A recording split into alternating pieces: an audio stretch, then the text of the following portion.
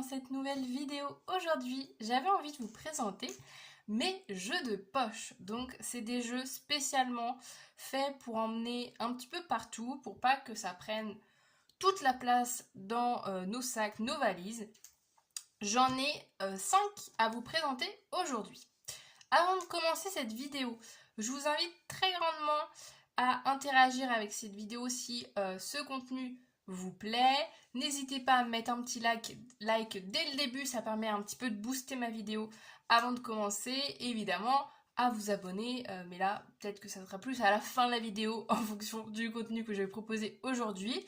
Et je précise également que là, je fais des petites vidéos de présentation, mais je fais aussi principalement sur ma chaîne des guidances intuitives de tarot et d'oracle pour vous accompagner dans votre vie, à prendre confiance, à gagner en clarté dans votre vie, dans vos choix, dans le chemin que vous empruntez. Donc si tous ces petites thématiques vous parlent et si vous ressentez le besoin en tout cas d'être accompagné sur ces thèmes-là, n'hésitez pas à aller voir les vidéos que je propose. Donc c'est parti pour la vidéo.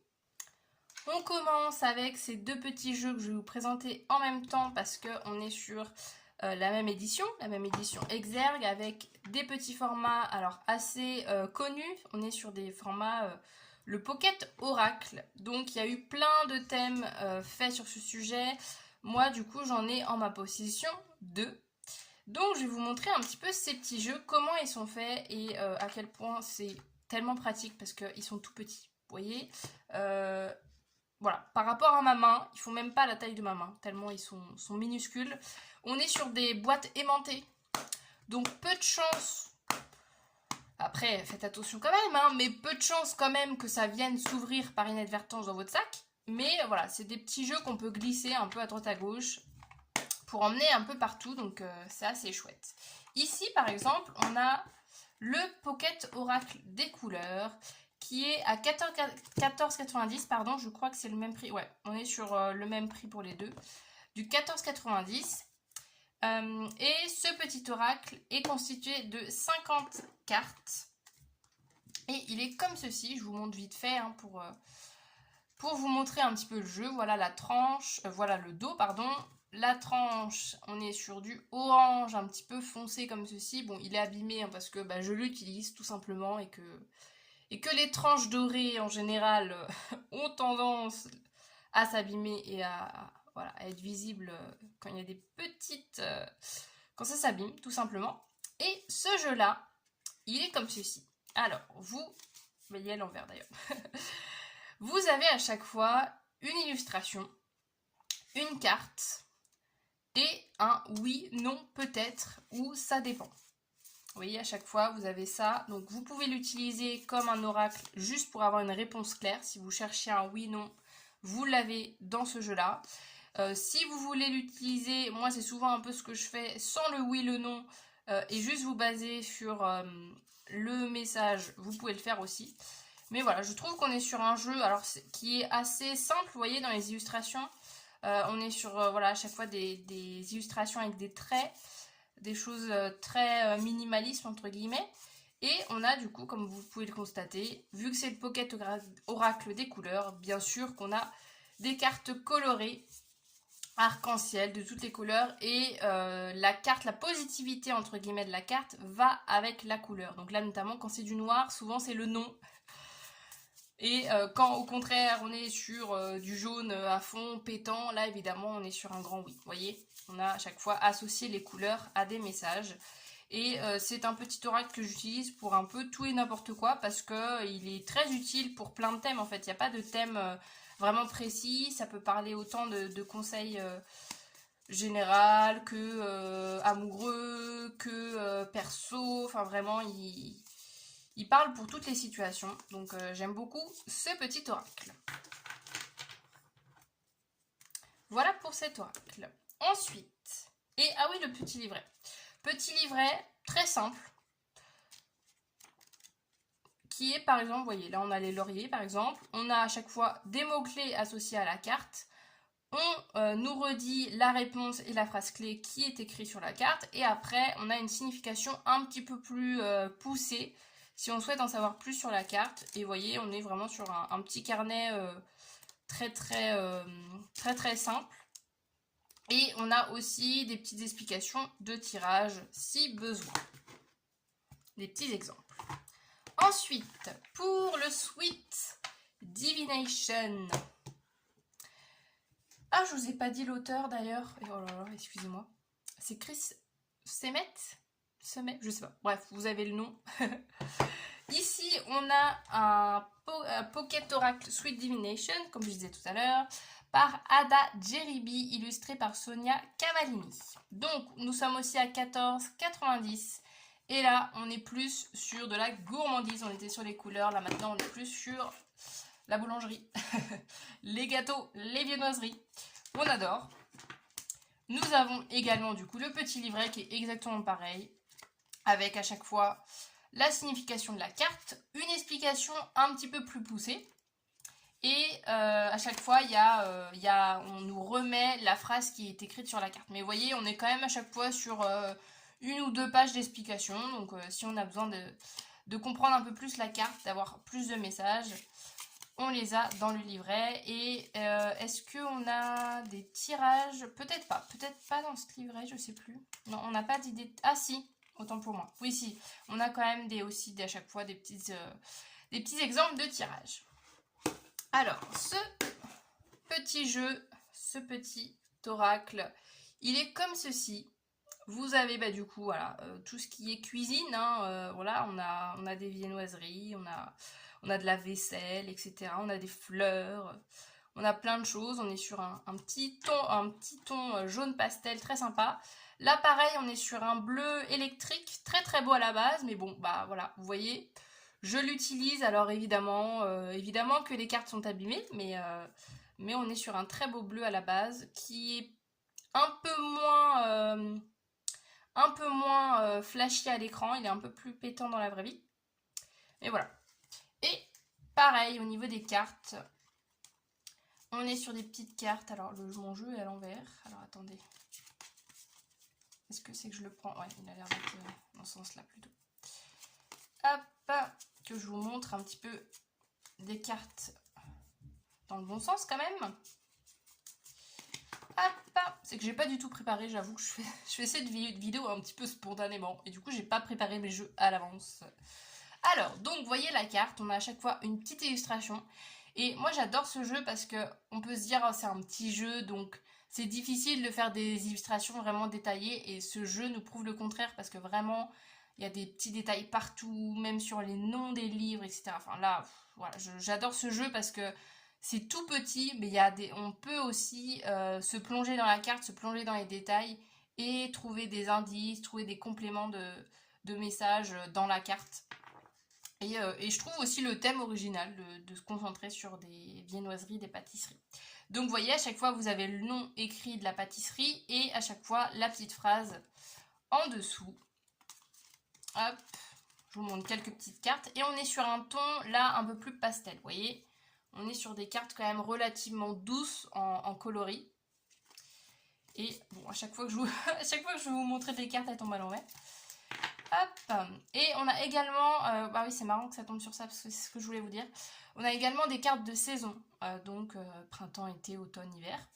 Si jamais on veut faire des petits tarots prédictifs, ça peut nous aider aussi. Ça peut nous informer aussi sur des périodes.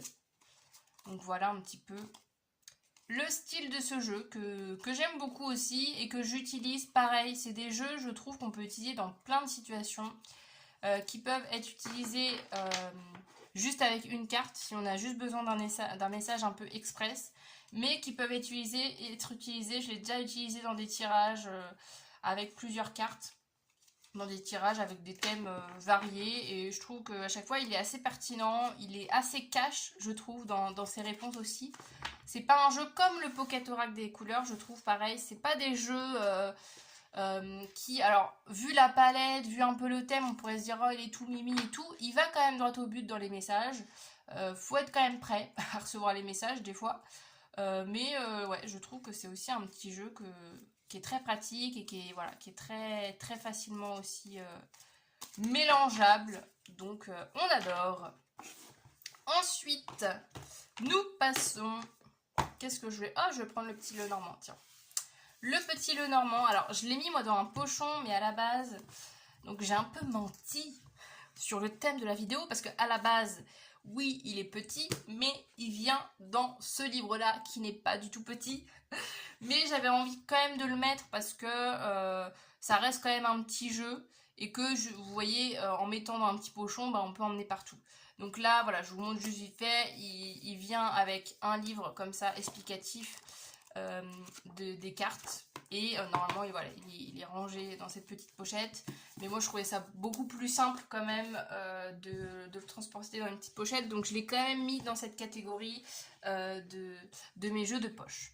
Donc, voilà, on est sur un Lenormand classique avec un dos dégradé comme ça. Et on a la représentation des cartes de Lenormand en dos. On est sur une tranche neutre, on est sur des cartes relativement épaisses, voilà, on est sur des bonnes cartes quand même.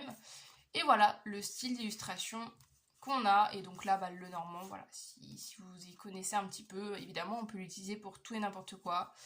C'est un jeu que j'aime beaucoup parce que justement... moi, c'est comme ça que j'ai appris, c'est avec ce jeu-là que j'ai appris le Lenormand, et je voulais pas un Lenormand avec plein d'illustrations dans tous les sens qui me perdent. Je voulais vraiment quelque chose qui aille à l'essentiel, et je trouve que ce jeu, il est parfaitement adapté à ça. Et c'est notamment, bah, je vous ai même pas dit le nom, c'est le Joli Petit Lenormand. De toute manière, vous avez toutes les références en barre de description à chaque fois de tous les jeux que j'utilise, donc si je le précise pas dans ma vidéo, c'est que forcément c'est écrit en barre de description. Donc voilà, et à chaque fois on a quand même associé la carte classique associée à chaque carte du Lenormand.